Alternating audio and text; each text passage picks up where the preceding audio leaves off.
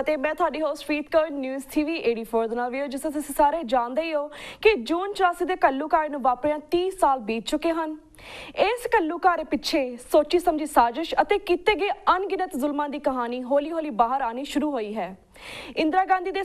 ਗਾਂਧੀ ਸਰਕਾਰ ਦੇ ਹੁਕਮਾਂ ਥੱਲੇ ਦਰਬਾਰ ਸਾਹਿਬ ਦਾ ਮਾਡਲ ਬਣਾ ਕੇ ਚਕਰਾਤਾ ਵਿੱਚ ਕੀਤਾ ਗਿਆ ਫੌਜੀ ਅਭਿਆਸ ਅਤੇ ਇੰਗਲੈਂਡ ਦੀ ਸਰਕਾਰ ਵੱਲੋਂ ਫਰਵਰੀ 1984 ਵਿੱਚ ਦਿੱਲੀ ਭੇਜੇ ਗਏ SAS ਦੇ ਜਨਰਲ ਆਫੀਸਰ ਜਿਨ੍ਹਾਂ ਨੇ ਦਰਬਾਰ ਸਾਹਿਬ ਦੀ ਰੈਕੀ ਕੀਤੀ ਤੇ ਫਿਰ 7 ਜੂਨ 1984 ਨੂੰ ਸਿੱਖ ਰੈਫਰੈਂਸ ਲਾਇਬ੍ਰੇਰੀ ਨੂੰ ਫੌਜ ਵੱਲੋਂ ਲੁੱਟਿਆ ਗਿਆ ਅਤੇ ਬਾਅਦ ਵਿੱਚ ਅੱਗ ਲਗਾ ਦਿੱਤੀ ਗਈ।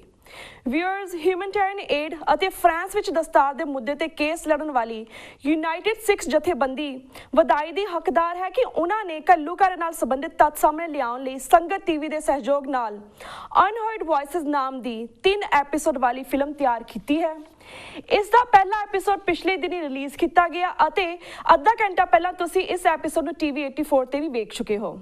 ਅੱਜ ਇਸ ਫਿਲਮ ਸੰਬੰਧੀ ਅਤੇ ਯੂਨਾਈਟਿਡ ਸਿੱਖਸ ਦੀਆਂ ਹੋਰ ਐਕਟੀਵਿਟੀਜ਼ ਸੰਬੰਧੀ ਅਸੀਂ ਵਿਸ਼ੇਸ਼ ਗੱਲਬਾਤ ਕਰਨ ਜਾ ਰਹੇ ਹਾਂ ਯੂਨਾਈਟਿਡ ਸਿੱਖਸ UK ਦੀ ਡਾਇਰੈਕਟਰ ਬੀਬੀ ਮਜਿੰਦਰਪਾਲ ਕੌਰ ਜੀ ਨਾਲ,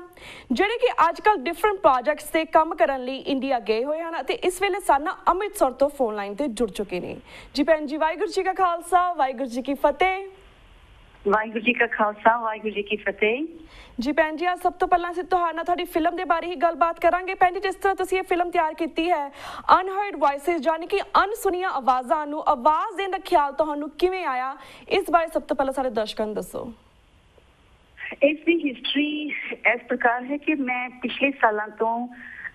ਲੰਬੇ ਤੌਰ ਤੇ ਅੰਮ੍ਰਿਤਸਰ ਰਹਿਣਾ ਸ਼ੁਰੂ ਕੀਤਾ ਹੈ ਜੀ। ਤੇ ਇੱਥੇ ਇੱਕ ਗਲਿਆਰਾ ਹੈ, ਸ਼ਾਇਦ ਜਿਨ੍ਹਾਂ ਨੂੰ ਪਤਾ ਹੈ ਕਿ ਉਹ ਜਗ੍ਹਾ ਹੈ ਜਿੱਥੇ ਬਹੁਤ ਸਾਰੇ ਗਲੀਆਂ ਦੇ ਘਰ ਸਨ। 84 ਤੋਂ ਬਾਅਦ ਇੱਕ ਸਕੀਮ ਹੇਠਾਂ ਇਹ ਸਾਰੇ ਘਰ ਪਾਏ ਗਏ ਸਨ ਤੇ ਅੱਜ ਕੱਲ੍ਹ ਇੱਕ ਗਲਿਆਰਾ, ਇੱਕ ਗਾਰਡਨ ਹੈ ਜੀ। ਪਿਛਲੇ ਸਾਲ ਵਿੱਚ ਜਦੋਂ 84 ਦੀ ਸ਼ਤਾਬਦੀ ਸੀ ਤੇ ਮੈਂ ਵੀ ਸੈਰ ਕਰਦੀ ਹੁੰਦੀ ਹਾਂ ਤੇ ਸੈਰ ਕਰਦੇ ਕਰਦੇ ਸਾਰੀਆਂ ਦੀਆਂ ਗੱਲਾਂ ਸੁਣ ਜਾਂਦੀਆਂ ਨੇ ਤੇ ਇੱਕ ਗੱਲ ਮੇਰੇ ਕੰਨ 'ਚ ਪਈ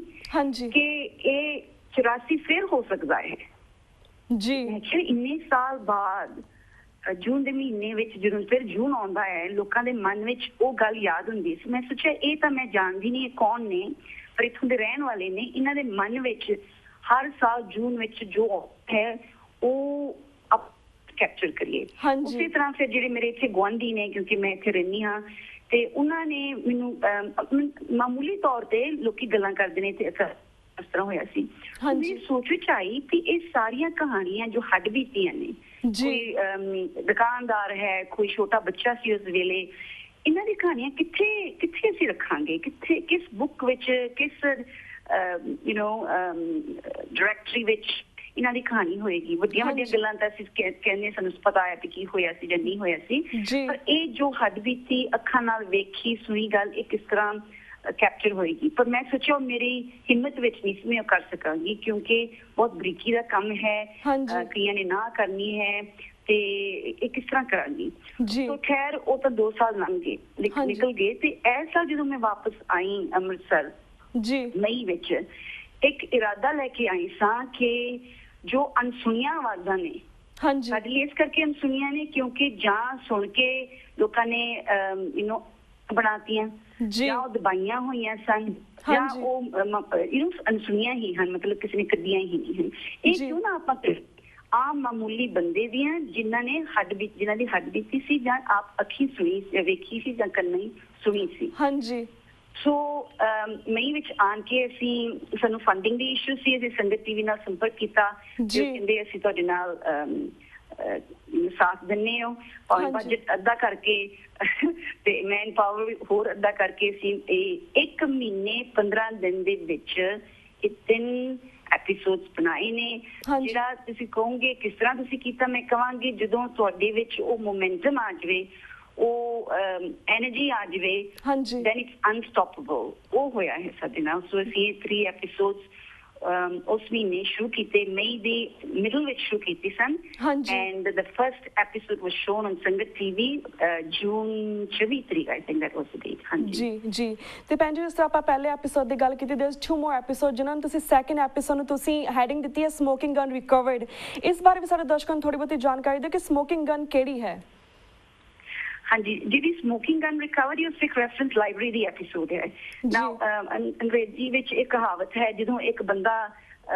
ਬੰਦੂਕ ਨਾਲ ਫੜਿਆ ਜਾਵੇ ਕਿਉਂਕਿ ਉਹਨੇ ਕਿਸੇ ਨੂੰ ਸ਼ੂਟ ਕੀਤਾ ਹੈ ਤੇ ਉਹਦੇ ਬੰਦੂਕ ਵਿੱਚੋਂ ਅਜੇ ਸਮੋਕ ਨਿਕਲਦਾ ਹੋਵੇ ਹਨਾ ਅੱਜ ਕੱਲ੍ਹ ਸਮੋਕ ਤਾਂ ਨਹੀਂ ਨਿਕਲਦਾ ਪਰ ਉਹ ਇੱਕ ਮੁਹਾਵਰਾ ਜਾਂ ਕਹਾਵਤ ਹੈ ਤੇ ਉਸ ਹੱਥ ਵਿੱਚ ਹੀ ਫੜਿਆ ਹੋਵੇ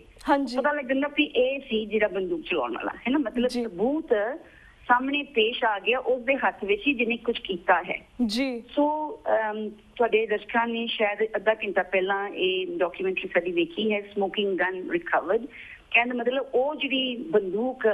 ਸਾਨੂੰ ਲੱਭੀ ਜਿਸ ਬੰਦੂਕ ਤੋਂ ਅਜੇ ਦਿਸਦਾ ਸੀ ਵੀ ਕਿਸਨੇ ਇਹ ਸਭ ਨੁਕਸਾਨ ਕੀਤਾ ਸਿੱਖ ਰੈਫਰੈਂਸ ਲਾਇਬ੍ਰੇਰੀ ਚੋਂ ਸੋ ਤੁਸੀਂ ਆਪਣੇ ਦਰਸ਼ਕਾਂ ਨੂੰ ਵਿਖਾਇਆ ਹੈ ਸ਼ਾਇਦ ਜੋ ਅੱਜ ਹੁਣ ਜੁਆਇਨ ਹੋਏ ਨੇ ਉਹਨਾਂ ਨੇ ਨਾ ਵੇਖਿਆ ਹੋਵੇ but in a summary maybe we'll discuss it later. The other two episodes ਜਿਹੜੇ ਅਸੀਂ ਬਣਾ ਰਹੇ ਹਾਂ ਜਿਹੜੇ ਇਸ 2 ਹਫ਼ਤਿਆਂ ਵਿੱਚ ਮੁੱਕਣ ਵਾਲੇ ਨੇ ਉਹ ਹਨ second one is in the line of fire ਮਤਲਬ ਜੋ ਫਾਇਰਿੰਗ ਦੇ ਲਾਈਨ ਵਿੱਚ ਜੋ ਵੀ ਆਏ ਨੇ ਹੈ ਨਾ ਜਿਸ ਤਰ੍ਹਾਂ ਇੱਕ ਡੇਰਾ ਹੈ ਡੇਰਾ ਨਹੀਂ ਕਵਾਂਗੀ ਡੇਰਾ ਕਹੀ ਜਾਂਦਾ ਹੈ ਪਰ ਉਸ ਤਰ੍ਹਾਂ ਦਾ ਡੇਰਾ ਨਹੀਂ ਜਿਸ ਨੂੰ ਅਸੀਂ ਨਫ਼ਰਤ ਕਰਦੇ ਹਾਂ ਅੱਜ ਕੱਲ੍ਹ ਉੱਥੇ ਭਾਈ ਸ਼ਾਮ ਸਿੰਘ ਜੋ ਬਹੁਤ ਪੁਰਾਣੇ ਜ਼ਮਾਨੇ ਦੇ 70 ਸਾਲ ਉਹਨਾਂ ਨੇ ਨਿਸ਼ਕਾਮ ਸੇਵਾ ਕੀਤੀ ਹੈ ਤ੍ਰਿਪੈਰ ਦੀ ਕੀਰਤਨ ਦੀ ਹੈ ਨਾ ਉਹਨਾਂ ਦਾ ਜੋ ਉੱਥੇ ਵਿਦਿਆਲਾ ਕਹਿ ਲਓ ਡੇਰਾ ਕਹਿ ਲਓ ਉੱਥੇ 17 ਸਿੱਖ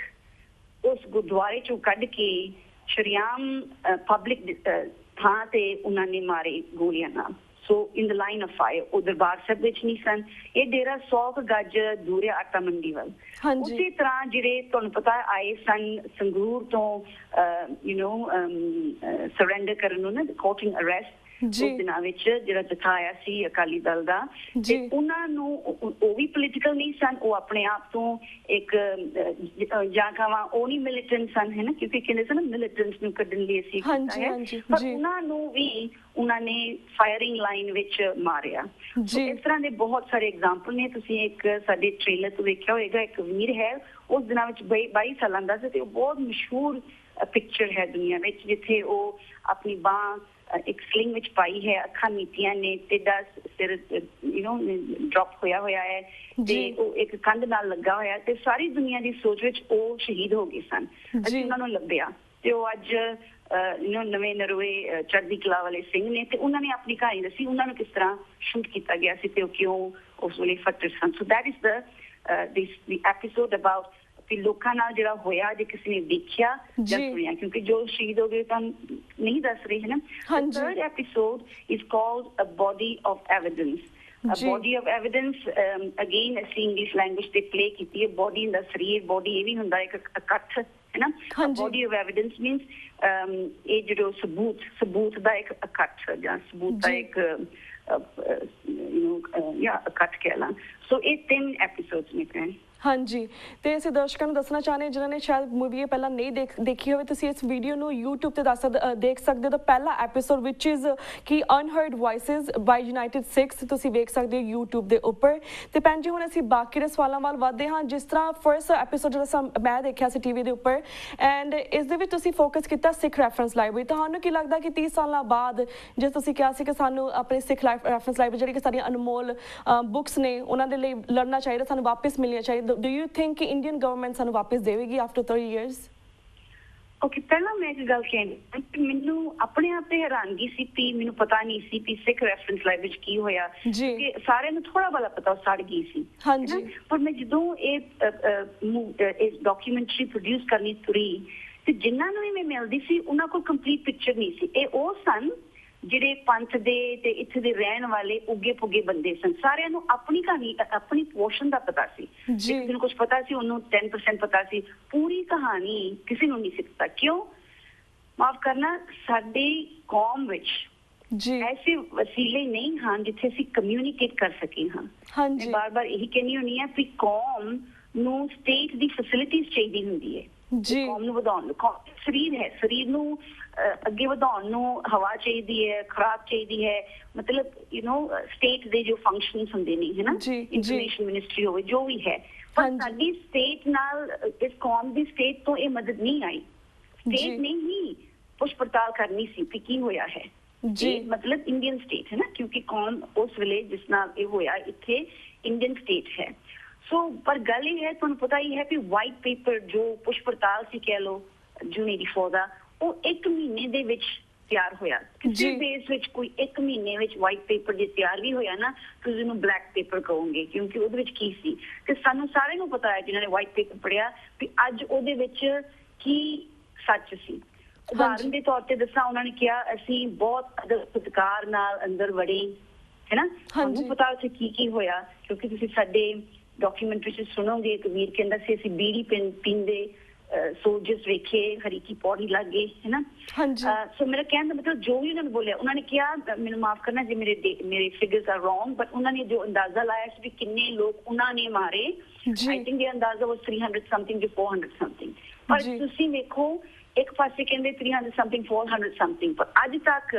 ਕੁਲਦੀਪ ਨਾਇਰ ਵਰਗੇ ਐਕਸ ਜਰਨਲਿਸਟ, ਐਕਸ ਡਿਪਲੋਮੈਟ ਕਹਿੰਦੇ 2000 ਮਿਲੀਟੈਂਟ ਸਨ ਸੰਤ ਜੀ ਹੁਣਾਂ ਨਾਲ ਜੀ। ਆਪਣੇ ਆਪ ਵਿੱਚ ਕੀ ਕਹਿੰਦੇ ਨੇ ਕਿ ਬਾਕੀ ਸਾਰੇ ਨਿਕਲ ਗਏ, ਜੇ ਸਿਰਫ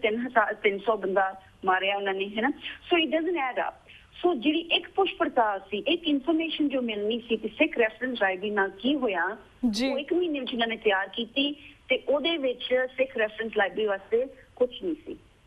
ਸੋ ਬਾਕੀ ਤੁਸੀਂ ਸਾਰਿਆਂ ਸੁਣਿਆ ਕਿ ਅਸੀਂ ਦੇਖਿਆ ਅੱਗ ਲੱਗੀ ਹੈ ਜਾਂ ਅੱਗ ਲੱਗੀ ਸੀ,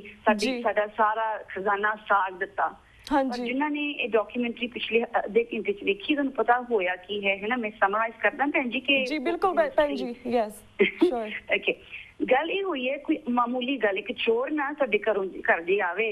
ਤੇ ਉਹ ਪਹਿਲੀ ਵਾਰੀ ਨਹੀਂ ਗਲਤੀ ਕਰੇਗਾ, ਉਹ ਗਲਵਸ ਪਾ ਕੇ ਆਏਗਾ, ਹੌਲੀ ਹੌਲੀ ਆਏਗਾ, ਚੰਗੇ ਤਰੀਕੇ ਵਰਤ ਕੇ ਆਏਗਾ, ਇੱਕ ਆਪਣਾ ਮੂੰਹ ਢੱਕ ਕੇ ਆਏਗਾ, ਬਕਲਵਾ ਪਾ ਕੇ, ਹੈ ਨਾ, ਬਲਕਲਾਵਾ ਪਾ ਕੇ। ਪਰ ਜਦੋਂ ਉਹਨੇ ਗਲਤੀ ਕਰਨੀ ਹੋਵੇ ਨਾ, ਫਿਰ ਗਲਤੀ ਉਹ ਵੀ ਕਰ ਜਾਂਦਾ ਹੈ। ਇਹ ਹਾਸੀ ਦੀ ਵੀ ਗੱਲ ਹੈ ਤੇ ਇੱਕ ਰਿਐਲਿਟੀ ਵੀ ਹੈ। ਹੋਇਆ ਕਿ ਜਦੋਂ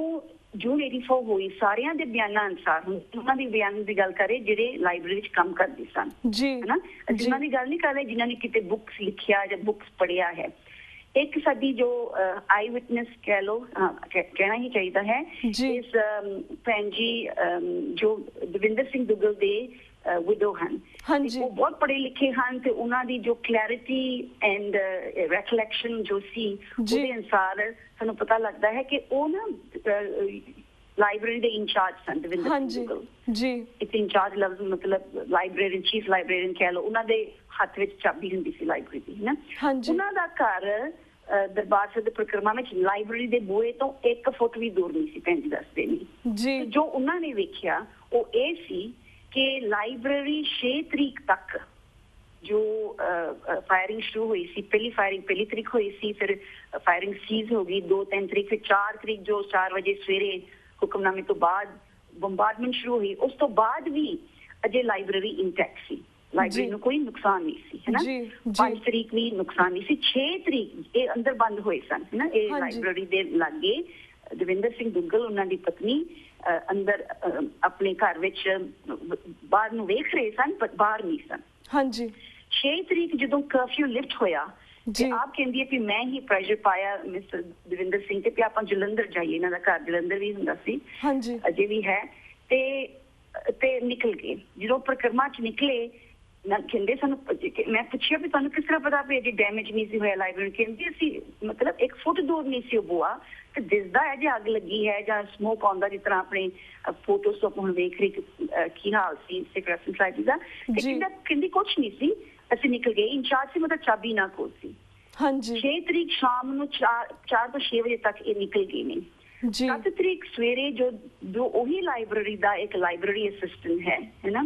ਤੇ ਉਹਨਾਂ ਦਾ ਨਾਮ ਭੁੱਲ ਗਈ।